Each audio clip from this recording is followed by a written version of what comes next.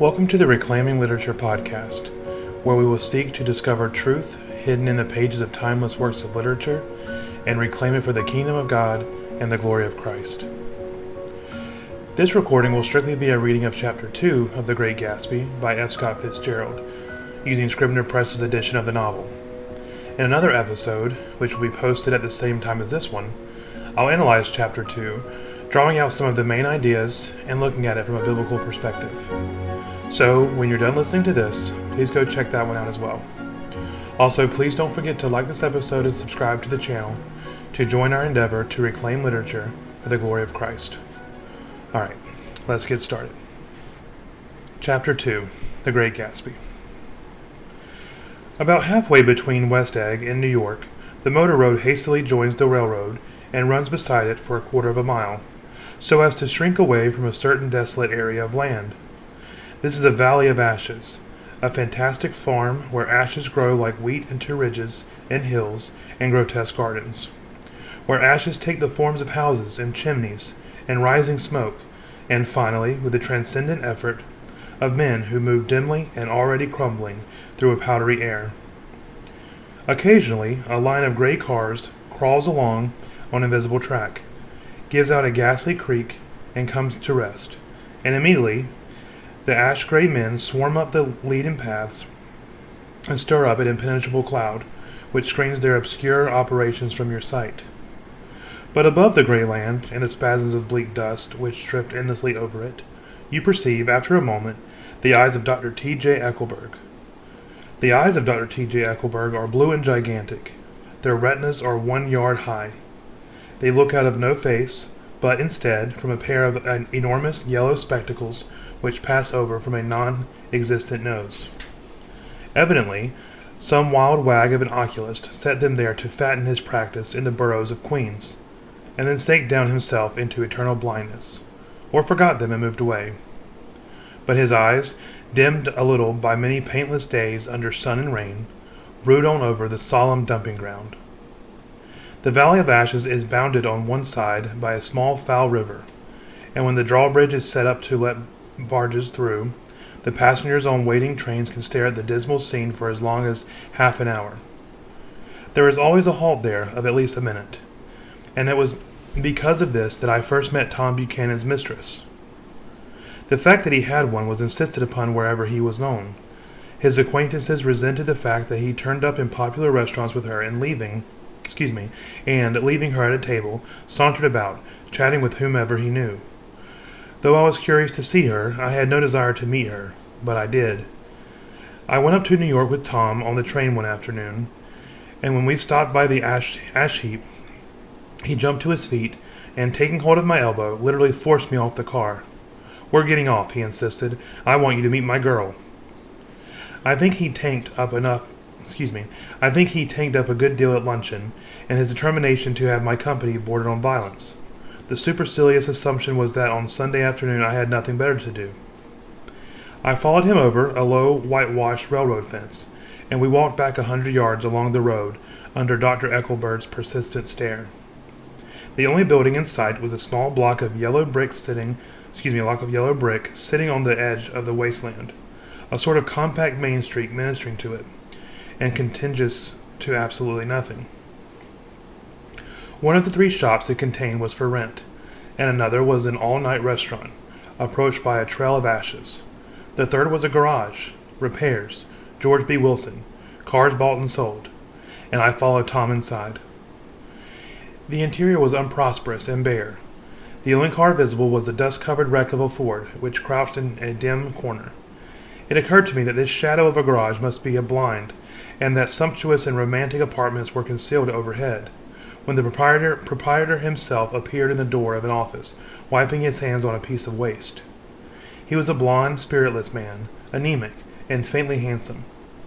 When he saw us, a damp gleam of hope sprang into his light blue eyes. "Hello, Wilson, old man," said Tom, slapping him jovially on the shoulder. "How's business?" "I can't complain," answered Wilson unconvincingly. "When are you going to sell me that car?" "Next week. I've got my man working on it." "Works pretty slow, don't he?" "No, he doesn't," said Tom coldly. And if you feel that way about it, maybe I'd better go sell somewhere else after all." "I don't mean that," explained Wilson quickly. "I just meant—" His voice faded off, and Tom glanced impatiently around the garage. Then I heard footsteps on the stairs, and in a moment the thickish figure of a woman blocked out the light from the office door. She was in the middle 30s, and faintly stout, but she carried her surplus flesh sensuously as some women can. Her face, above a spotted dress of dark blue crepe de chine, contained no facet of gleam or of beauty, but there was an immediately perceptible vitality about her, as if the nerves of her body were continually smoldering. She smiled slowly, and walking through her husband as if he were a ghost, shook hands with Tom, looking him flush in the eye. Then she wet her lips, and without turning around spoke to her husband in a soft, coarse voice. "Get some chairs, why don't you, so somebody can sit down." "Oh, sure," agreed Wilson hurriedly, and went toward the little office, mingling immediately with the cement color of the walls.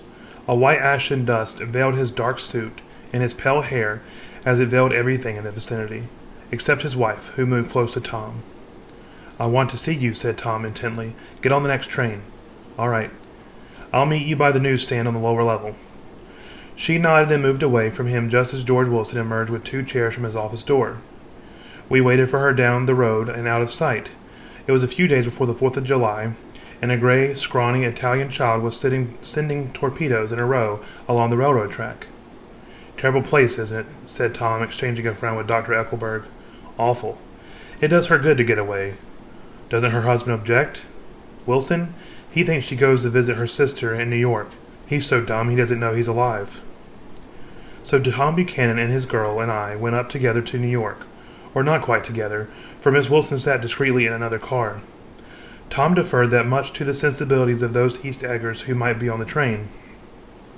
She had changed her dress to a brown figured muslin, which stretched tight over her rather wide hips as Tom helped her to the platform in New York.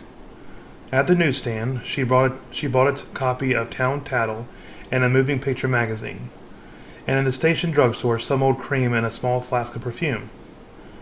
Upstairs, in the solemn echoing drive, she let 4 taxicabs drive away before she selected a new one, lavender-colored with gray upholstery, and in this we slid out from the mass of the station into the glowing sunshine. But immediately she turned sharply from the window and, leaning forward, tapped on the front glass. "I want to get one of the dogs," she said earnestly. "I want to get one for the apartment. They're nice to have, a dog." We backed up to a great old man who bore an absurd resemblance to John D. Rockefeller. In a basket swung from his neck cowered a dozen very recent puppies of an indeterminate breed. "What kind are they?" asked Miss Wilson eagerly, as she came to the taxi window.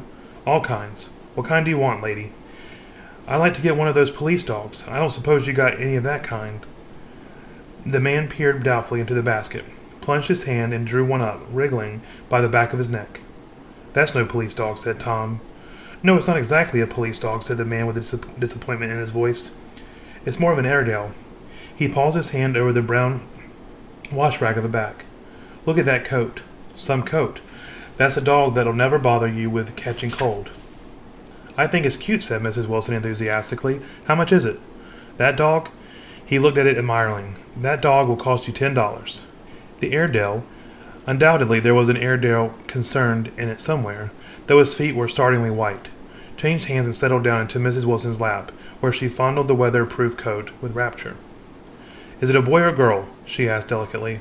That dog's a boy." "It's a girl," said Tom decisively. "Here's your money. Go and buy 10 more dogs with it." We drove over to Fifth Avenue, so warm and soft, almost pastoral, on the summer Sunday afternoon that I wouldn't have surprised to see a great flock of white sheep turn the corner.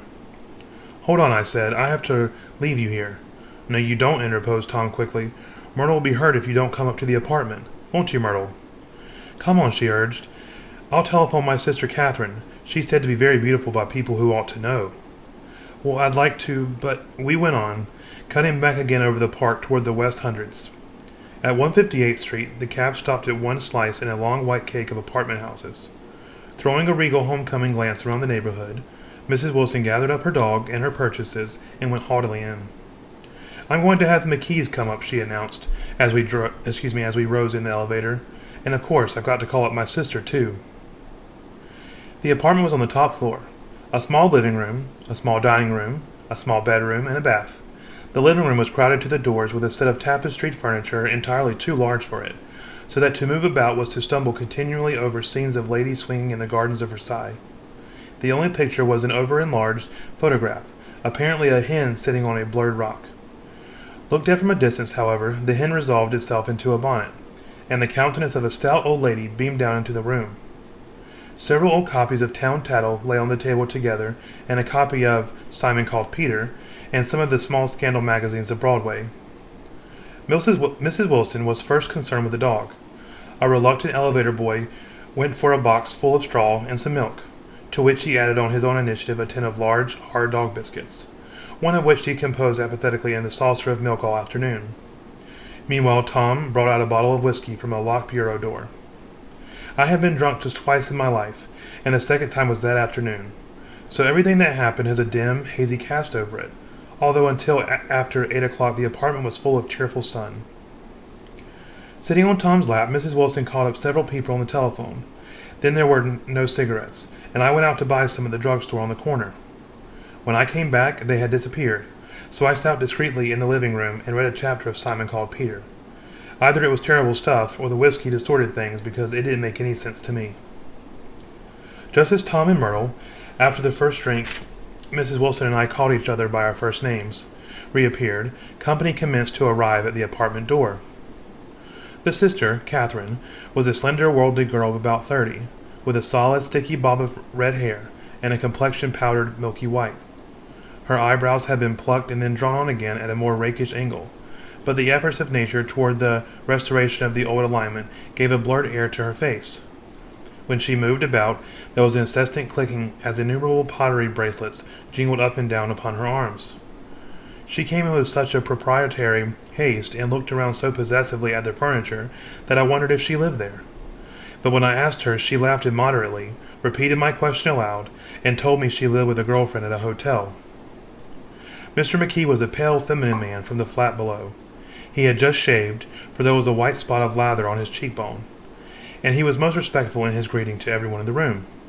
He informed me that he was in the artistic game, and I gathered later that he was a photographer and had made the dim enlargement of Mrs. Wilson's mother, which hovered like an ectoplasm on the wall. His wife was shrill, languid, handsome, and horrible.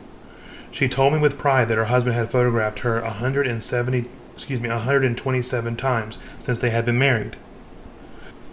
Mrs. Wilson had changed her costume some time before, and was now attired in an elaborate afternoon dress of cream-colored chiffon, which gave out a continual rustle as she swept about the room. With the influence of the dress, her personality had also undergone a change. The intense vitality that had been so remarkable in the garage was converted into impressive hauteur. Her laughter, her gestures, her assertions became more violently affected moment by moment, and as she expanded, the room grew smaller around her, until she seemed to be revolving on a noisy, creaking pivot through the smoky air. "My dear," she told her sister in a high, menacing shout, "most of these fellows will cheat you every time. All they think of is money. I had a woman up here last week to look at my feet, and when she gave me the bill, you'd have thought she had my appendicitis out." "What was the name of that woman?" asked Mrs. McKee. "Mrs. Eberhardt. She goes around looking at people's feet in their homes." "I like your dress," remarked Mrs. McKee. "I think it's adorable."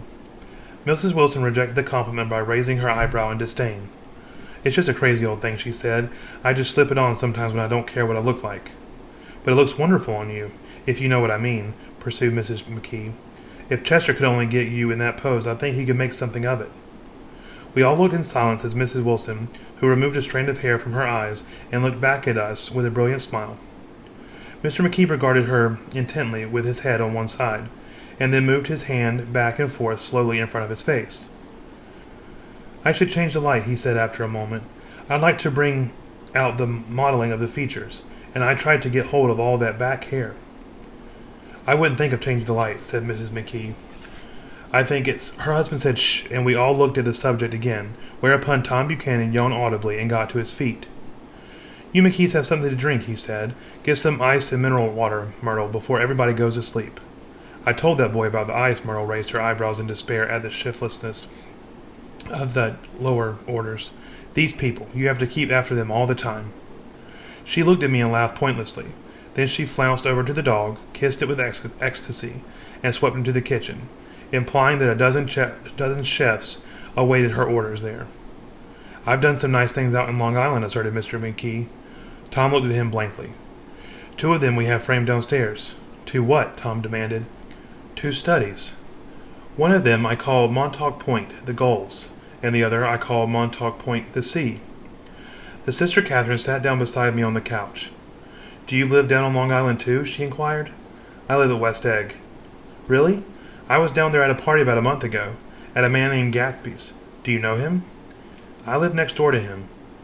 "Well, they say he's nephew or a cousin of Kaiser Wilhelm's. That's where all his money comes from." "Really?" She nodded. "I'm scared of him. I'd hate to have him to get anything on me." This absorbing information about my neighbor was interrupted by Mrs. McKee's pointing suddenly at Catherine. "Chester, I think you should do something with her," she broke out, but Mr. McKee only nodded in a bored way and turned his attention to Tom. "I'd like to do more work on Long Island, if I could get the entry. All I ask is that they should give me a start." "Ask Myrtle," said Tom, breaking into a short spout of laughter as Mrs. Wilson entered with a tray. "She'll give you a letter of introduction, won't you, Myrtle?" "Do what?" she asked, startled. "You'll give Mr. McKee a letter of introduction to your husband, so he can do some studies on him." His lips moved silently for a moment as he invented, "George B. Wilson at the gasoline pump," or something like that. Catherine leaned close to me and whispered in my ear, "Neither of them can stand the person they're married to." "Can't they?" "Can't stand them." She looked at Myrtle and then at Tom. "What I say is, why go on living with them if they can't stand them? If I was them, I'd get a divorce and get married to each other right away." "Doesn't she like Wilson either?" The answer to this was unexpected. It came from Myrtle, who overheard the question, and it was violent and obscene. "You see," said Catherine triumphantly. She lowered her voice again. "It's really his wife that's keeping them apart. She's a Catholic, and they don't believe in divorce." Daisy was not Catholic, and I was a little shocked at the elaborateness of the lie. "When they do get married," continued Catherine, "they're going west to live for a while until it blows over. It'd be more discreet to go to Europe." "Oh, do you like Europe?" she exclaimed surprisingly. "I just got back from Monte Carlo." "Really?" "Just last year. I sent over there with another girl." "Stay long?" "No, we just went to Monte Carlo and back. We went by way of Marseille. We had over $12,000 when we started, but we got gypped out of all of it in 2 days in the private rooms. We had an awful time getting back, I tell you. God, how I hated that town." The late afternoon sky bloomed in the window for a moment like the blue honey of the Mediterranean. Then the shrill voice of Mrs. McKee called me back into the room. "I almost made a mistake, too," she declared vigorously. "I almost married a little kike who'd been after me for years. I knew he was below me. Everybody kept saying to me, 'Lucille, that man's way below you.' But if I hadn't met Chester, he'd got me for sure." "Yes, but listen," said Myrtle Wilson, nodding her head up and down. "At least you didn't marry him." "I know I didn't." "Well, I married him," said Myrtle ambiguously, "and that's the difference between your case and mine." "Why did you, Myrtle?" demanded Catherine. "Nobody forced you to." Myrtle considered. "I married him because I thought he was a gentleman," she said finally. "I thought he knew something about breeding, but he wasn't fit to lick my shoe." "You were crazy about him for a while," said Catherine. "Crazy about him?" cried Myrtle incredulously. "Who said I was crazy about him? I was never any more crazy about him than I was about that man there." She pointed suddenly at me, and everyone looked at me accusingly. I tried to show by my expression that I had played no part in her past. The only crazy I was when I married him. I knew right away I had made a mistake. He borrowed somebody's best suit to get married in, and never even told me about it. And the man came after it one day when he was out. She looked around us to see who was listening. "Oh, is that your suit?" I said. This is the first time I had ever heard about it. But I gave it to him, and then I lied down and cried to beat the band all afternoon. "She really ought to get away from him," resumed Catherine to me. "They've been living over that garage for 11 years, and Tom's the first sweetie she ever had." The bottle of whiskey, a second one, was now in constant demand by all present, except Catherine, who felt just as good on nothing at all. Tom rang for the janitor and sent him for some celebrated sandwiches which were a complete supper in themselves. I wanted to get out and walk eastward toward the park through the soft twilight, but each time I tried to go, I became entangled in some wild, strident argument which pulled me back, as if with ropes, into my chair. Yet high over the city, our line of yellow windows must have contributed their share of human secrecy to the casual watcher in the darkening streets. and I was him too, looking up and wondering. I was within and without, simultaneously enchanted and repelled by the inexhaustible variety of life. Myrtle pulled her chair close to mine, and suddenly her warm breath poured over me the story of her first meeting with Tom. It was on the little two seats facing each other that are always the last ones left on the train. I was going up to New York to see my sister and spend the night. He had on a dress suit and parent leather shoes, and I couldn't keep my eyes off him. But every time he looked at me, I had to pretend to be looking at the advertisement above his head. When we came into the station, he was next to me, and his white shirt front pressed against my arm, and so I told him I'd have to call a policeman. But he knew I lied. I was so excited that when I got into a taxi with him, I didn't hardly know I wasn't getting into a subway train. All I kept thinking about over and over was, "You can't live forever. You can't live forever." She turned to Mrs. McKee, and the room rang full of her artificial laughter. "My dear," she cried, "I'm going to give you this dress as soon as I'm through with it. I've got to get another one tomorrow. I'm going to make a list of all the things I've got to get. A massage and a wave and a collar for the dog, and one of the cute little ashtrays where you touch a spring, and a wreath with black silk bow from Mother's grave that'll last all summer. I got to write down a list so I won't forget all the things I've got to do." It was 9 o'clock. Almost immediately afterward, I looked at my watch and found it was 10. Mr. McKee was asleep on a chair with his fist clenched in his lap, like a photograph of a man of action. Taking out my handkerchief, I wiped from his cheek the remains of the spot of dried lather that had worried me all afternoon. The little dog was sitting on the table, looking with blind eyes through the smoke, and from time to time groaning faintly. People disappeared, reappeared, made plans to go somewhere, and then lost each other, searched for each other, found each other a few feet away. Sometime toward midnight, Tom Buchanan and Mrs. Wilson stood face to face discussing, in impassioned voices, whether Mrs. Wilson had any right to mention Daisy's name. "Daisy, Daisy, Daisy," shouted Mrs. Wilson. "I'll say it whenever I want to. Daisy, Making a short death movement, Tom Buchanan broke her nose with his open hand. Then there were bloody towels upon the bathroom floor, and women's voices scolding, and high over the confusion, a long broken wail of pain. Mr. McKee awoke from his doze and started in a daze toward the door. When he had gone halfway, he turned around and stared at the scene, his wife and Catherine scolding and consoling as they stumbled here and there among the crowded furniture with articles of aid, and the disappearing figure on the couch, bleeding fluently, and trying to spread out a copy of Town Tattle over the tapestry scenes of Versailles. Then Mr. McKee turned and continued out the door. Taking my hat from the chandelier, I followed. "Come to lunch some day," he suggested, as we groaned down in the elevator. "Where?" "Anywhere." "Keep your hands off the lever," snapped the elevator boy. "I beg your pardon," said Mr. McKee with dignity. "I didn't know I was touching it." "All right," I agreed. "I'll be glad to." I was standing beside his bed, and he was sitting up between the sheets, clad in his underwear, with a great portfolio in his hands. Beauty and the Beast, Loneliness, Old Grocery Horse, Brook and Bridge. Then I was lying half asleep in the cold lower level of the Pennsylvania station, staring at the Morning Tribune and waiting for the 4 o'clock train. That concludes Chapter 2 of The Great Gatsby. If you want to hear my thoughts on the chapter, I've posted an episode in which I discussed it, which you can find on this channel. Again, please don't forget to like this episode and subscribe to the channel to join our endeavor to reclaim literature for the glory of Christ. God bless.